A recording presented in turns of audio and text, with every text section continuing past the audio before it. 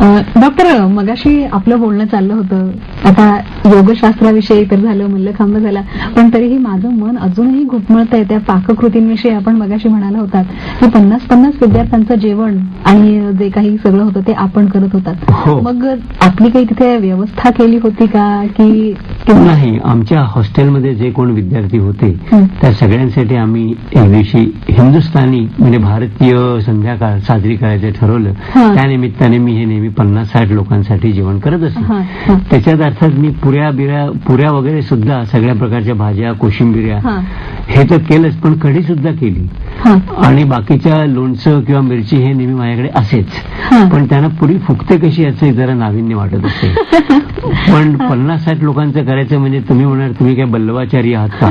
पण तसं काही नाही, कारण तिथे जे राहणारे विद्यार्थी होते ते सगळे मदत करत होते. अगदी सगळ्या गोष्टी सोडण्यापासून मी फक्त मसाले घालायचं काम करत असे. मसाले आणि फोडण्या नाही तर त्याच्याशिवाय चवच येणार नाही. पण ते बरोबर प्रमाण कसं करायचं हे फक्त मी बघत असे. आणि ते केल्यानंतर मात्र मी जेव्हा त्याचा सगळा अहवाल तिथे जेव्हा त्यांना सादर केला तेव्हा त्यांनी बघितलं की हा एक डॉक्टरेट मनुष्य आहे आणि तो इतक्या लोकांचं जेवण करतो, म्हणजे हे फुकट कसं करतो, त्याला आपण काहीतरी मानधन दिलंच पाहिजे. पण त्याने जे मानधन दिलं ते बघून मला असं वाटायला लागलं की आपण आपली स्कॉलरशिप सोडून देऊन हेच करावं की काय.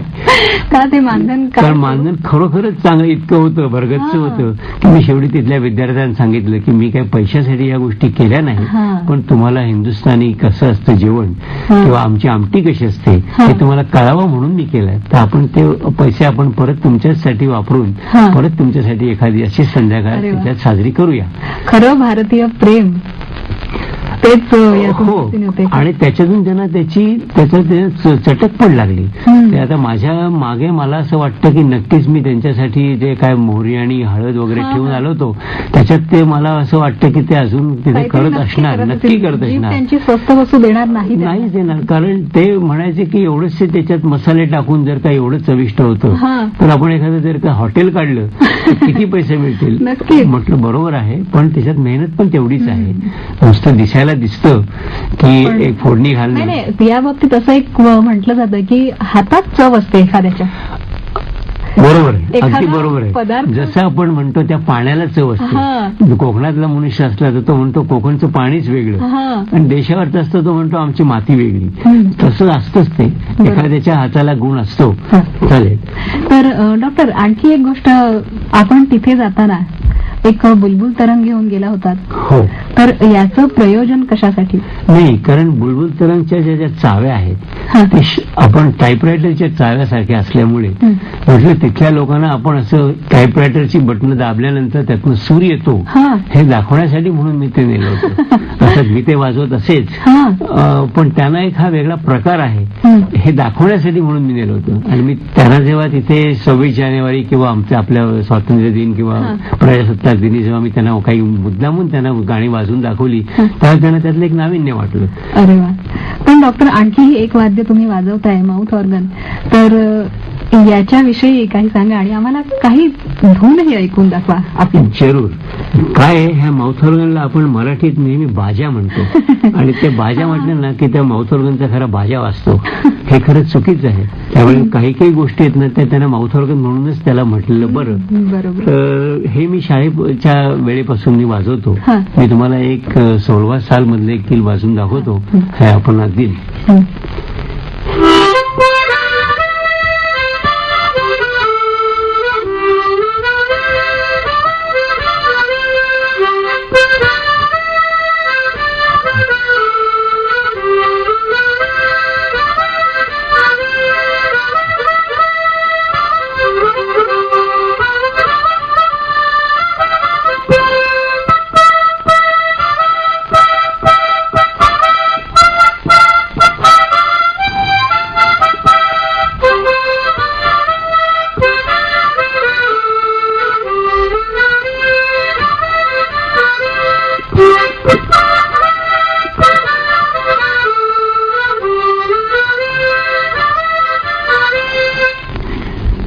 खूपच सुंदर.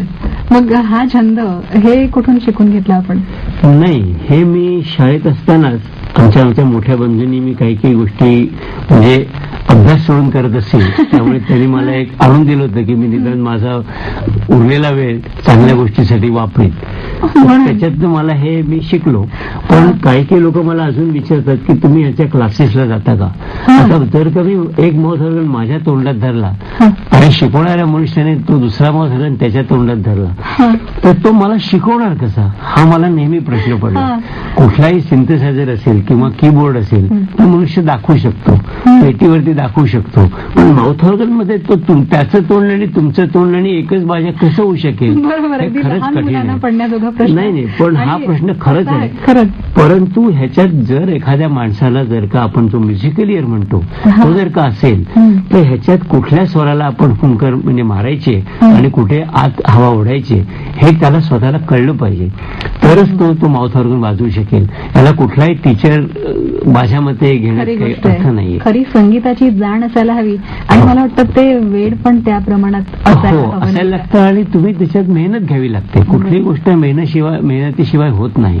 बरं डॉक्टर, आपण आपल्या आणखीही बऱ्याच छंदांविषयी बोलूया, पण तूर्त हे या वेडाचं गाणं ऐकूया आणि आपल्या चर्चा पुढे चालू. डॉक्टर, माउथ ऑर्गन खरंच हे वाद्य आणि त्याचं आपलं वादनही खूप सुंदर होतं. बुलबुल तरंग आपण तिथे घेऊन गेला होतात. पण आपला सगळा प्रवास संपूर्ण झाला आणि परतीच्या प्रवासातनं येताना आपण काय घेऊन आलात विशेष? एक विशेष गोष्ट जी आता आपण मला सांगितली तर त्याविषयी. हो, म्हणजे मी तिकडनं येताना तसं मी नेहमी शनिवार रविवार जेव्हा मिळत असे त्यावेळेला मी साधारणतः शॉपिंग करत असे. त्यावेळेला मी बऱ्याचशा गोष्टी नजरेत ठेवलेल्या होत्या की आपल्याला जाताना काय न्यायच्या. पण त्याचबरोबर त्यातनं काही अशा गोष्टी होत्या की त्या इथे आणणं फार कठीण होतं. म्हणजे उदाहरण द्यायचं झालं तर मी तिथे एक अशी वेगळ्या प्रकारची खुर्ची बघितली होती. त्याला अर्गोनॉमिक चेअर म्हणून म्हणतात. पण त्या खुर्चीचीच किंमत तिथे इतकी अवाच्या सवा होती. आणि नंतर विचार केला त्याच्यावर जर का कस्टम वाल्यांनी जर का माझ्यावरती ड्युटी लावली तर मला त्या खुर्चीवर बसताना प्रत्येक वेळेला ती खुर्ची बोचेल. त्यामुळे मी विचार केला की खुर्ची नेण्यापेक्षा आपण आपली त्याची चित्रच न्यावीत. आणि मग ती चित्र मी इथे घेऊन आलो आणि त्या चित्रावरून मी मॉडेल तयार केली आणि मग ती खुर्ची पण त्याला मूर्त रूप दिलं. आणि त्या खुर्चीची म्हणजे एक अशी खासियत आहे की त्याला हात नाही, पाठ नाही, त्याला 2 आसन आहेत म्हणजे सीट्स आहेत. आणि त्याच्यावर बसायचं कसं याच्यासाठी 5 मिनिटं त्या व्यक्तीला पहिल्यांदा विचार करावा लागतो.